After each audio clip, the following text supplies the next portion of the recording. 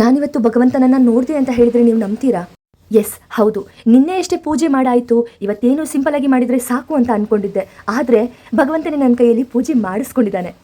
ಹಸುಗಳೇ ಇಲ್ಲದ ನಮ್ಮ ಏರಿಯಾದಲ್ಲಿ ನಿನ್ನೆ ಒಂದು ಹಸು ಬಂದು ನಾನಿಟ್ಟ ಪ್ರಸಾದ ತಿಂದೋಯ್ತು. ಹಾಗೆ ಇವತ್ತು ಹುಡುಕಿದ್ರೆ ಸಗಣಿ ಸಿಕ್ತು. ಸರಿ ಆಯಿತು, ಸಗಣಿಯಿಂದ ಗಣಪನನ್ನು ಮಾಡಿ ಸಿಂಪಲ್ ಆಗಿ ಪೂಜೆ ಮಾಡೋಣ ಅಂದ್ಕೊಂಡೆ.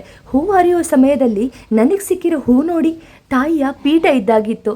ಹಾಗಾಗಿ ತಾಯಿಯನ್ನು ಕೂಡ ಸ್ಥಾಪಿಸಿದೆ. ನಮ್ಮ ಮನೆಯ ತುಳಸಿ ಕಟ್ಟೆಯ ಮುಂದೆ ಗೌರಿ ಗಣೇಶನನ್ನ ಕೂರಿಸಿ ಇವತ್ತಿನ ತ್ರಿಭುವನ ಸಂಕಷ್ಟಹರ ಚತುರ್ಥಿಯ ಪೂಜೆಯನ್ನು ಸಂಪೂರ್ಣಗೊಳಿಸಿದೆ. ನಿಮಗೆ ಗೊತ್ತಾ, ಇದಾದ್ಮೇಲೆ ನಡೆದಿದ್ದೆ ನಿಜವಾದ ವಿಚಿತ್ರ. ಅದೇನಪ್ಪ ಅಂದರೆ, ಪೂಜೆ ಆಗುವ ತನಕ, ನನ್ನ ಜಪ ಆಗುವ ತನಕ ಒಂದು ಹನಿ ಮಳೆ ಇಲ್ಲದ್ದು. ಪೂಜೆ ಮುಗಿದಾದ್ಮೇಲೆ ಯಾವ ರೀತಿ ಮಳೆ ಬಂದಿದೆ ಅನ್ನೋದನ್ನು ತೋರಿಸ್ತೀನಿ.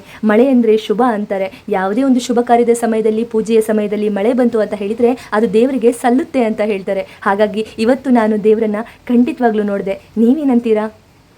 ಮನಸ್ಸಿಟ್ಟು ಕರೆದ್ರೆ ವಿನಾಯಕನಿಗೆ ಗರಿಕೆಯಷ್ಟೇ ಸಾಕು. ಓಂ ಗಂ ಗಣಪತಿ ನಮಃ.